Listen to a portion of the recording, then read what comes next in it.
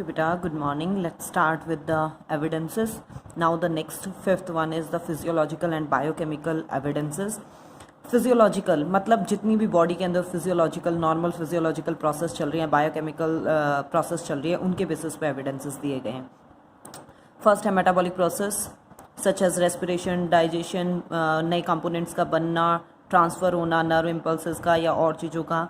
In a similar manner in all animals, सब में वो सिमिलर मैनर में काम कर रहा है. The kinds of chemical reactions the सभी इन्वॉल्व है एनिमल्स में, वो सब के अंदर क्या है उसमें के टाइप में, मतलब टाइप ऑफ रिएक्शन या सब्सटेंसेस जितने भी इन्वॉल्व हैं वो क्या है ऑलमोस्ट सिमिलर टाइप के हैं.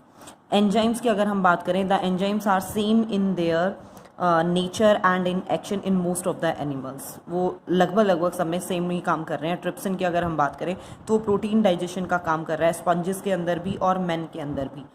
ये सारी चीज़ें शो कर रही हैं कि animals are related to each other, कि hormone resemblance in their chemical nature, function और वर्टिब्रेट्स, सारे वर्टिब्रेट्स में एक जैसे हैं. मतलब कहीं ना कहीं उनकी इंसेस्ट्री जो है वो सिमिलर थी. The similarity is so close that the deficiency of insulin hormone can overcome. ये आप 4th यूनिट में पढ़ोगे कि जो इंसुलिन के इंजेक्शंस लिए जा रहे हैं वो ह्यूमन बॉडी के अंदर जो इंजेक्शन इंट्रोड्यूस किए जा रहे हैं इंसुलिन के, वो जो इंसुलिन प्रिपेयर हुआ है वो और एनिमल्स जैसे पिग वगैरह की पेनक्रियास से तैयार किया हुआ होता है. ठीक है. ब्लड और लिम्फ का अगर हम बात करें, ब्लड और lymph are similar in their composition, function और physiological role in all vertebrates में वो सेम ही हैं. ब्लड की जो प्रोटीन्स हैं आपके पास वेरियस मैमल्स के अंदर वो सिमिलर हैं बहुत एक्सटेंट तक, डिस्टिंग्विश फ्रॉम दोज ऑफ मतलब सिमिलर ही हैं वो. The blood protein test have shown that man is nearest to great apes के ज़्यादा नज़दीक है बजाय के मंकीज़ के. ये टेस्ट के बेसिस पे फाइंड आउट किया है. ब्लड ग्रुप कंसेप्ट जो है ए बी एंड ओ जो है ह्यूमन के अंदर, the blood group A and B are found in apes but not in monkeys. वो अगेन सिमिलैरिटी शो कर रहा है एप्स के साथ. मॉलिक्यूलर होमोलॉजी, होमो मतलब सिमिलैरिटी, ठीक है.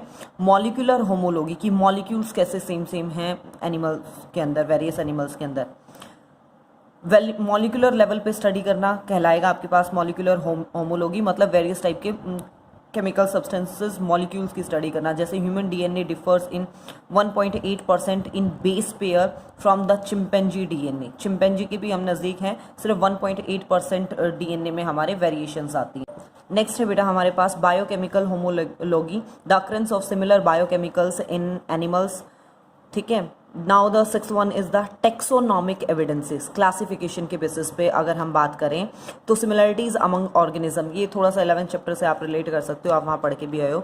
The natural classification of plants and animal is based on comparative morphology of organism. ठीक है. कि स्टार्टिंग में जो क्लासिफिकेशन हुई वो मॉर्फोलॉजी डिपेंडेंट थी. Organism showing certain similarity are put in one group, एक ग्रुप में डाल दिया था. Smaller group resembling with one another are into a large group, उन छोटे छोटे ग्रुप्स को फिर एक लार्ज ग्रुप में डाला गया. The vertebrates such as fish, frog, lizard, pigeon, rabbit look very different from one another. सारे अलग अलग हैं. They all resemble in having dorsal hollow central, लेकिन फिर भी उनके अंदर सिमिलैरिटीज बता रखी हैं. Dorsal hollow central nerve cord present है, वेंट्रल हार्ट प्रेजेंट है, नोटोकोड है, गिल स्लिट है. This similarity indicates that common ancestor, कि कहीं ना कहीं इनके एंसेस्टर कॉमन थे.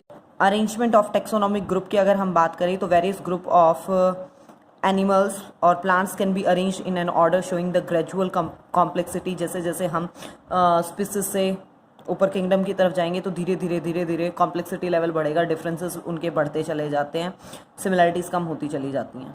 The next one is cytological evidences. Cell के स्ट्रक्चर के बेसिस पे, सेल इज द स्ट्रक्चरल और फंक्शनल यूनिट है सारे ऑर्गेनिज्म की, और in most of the cases the cells have similar organelles. सारे सबके अंदर वो सिमिलर टाइप की ऑर्गेनलीज हैं, कुछ एक हैं जो वेरी करती हैं, और इससे भी शो होता है कि सब एक कॉमन इंसेस्टर से अराइज हुए हैं. करंट इवोल्यूशन की अगर हम बात करें तो आज के दिन भी इवोल्यूशन हो रहा है, और कुछ केसेस में हम उसे नोट कर सकते हैं. फॉर एग्जाम्पल रैबिट के केस में नोट किया गया था.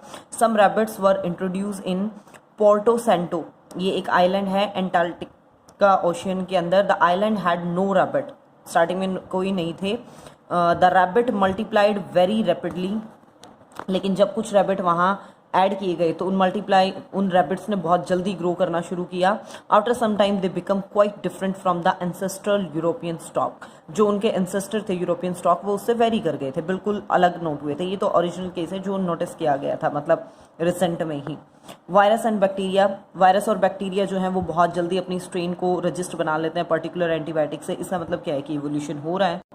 Now after the evidences of evolution, यहाँ आपके एविडेंसेस कंप्लीट होते हैं बेटा और थ्योरी स्टार्ट होती हैं। ठीक है, ये थ्योरी भी आई डू एडमिट कि चैप्टर थोड़ा सा लेंदी है, रिटन पार्ट ज़्यादा है, बट मैनेज कर लो बेटा, बोर्ड की क्लास है। अगर हम रिटन भी कंप्लीट कर पाए तो वो हमारे लिए बहुत ज़्यादा बेनिफिशियल होगा। थोड़ा सा मैनेज कर लो, मुझे पता है आप लोग कर लोगे। देखिए बेटा थ्योरीज, ये आपको 4 मेन थ्योरी पढ़नी है, जिसमें फर्स्ट हम पढ़ रहे हैं लेमार्क थ्योरी। ठीक है, देखो थ्योरी में आप जैसे जैसे उसके फेवर के पॉइंट पढ़ोगे, सबसे पहले आपको उसके पोस्टुलेट पढ़नी है कि उसने क्या कहा। जैसे जैसे आप उसके फेवर के पॉइंट पढ़ना शुरू करोगे आपको लगेगा कि इससे तो ठीक कुछ है ही नहीं, और जैसे उसके अगेंस्ट के पॉइंट पढ़ना शुरू करोगे आपको लगेगा कि ये बिल्कुल गलत है। ठीक है, आप थ्योरी में चाहे आपको सही लगे गलत लगे, आप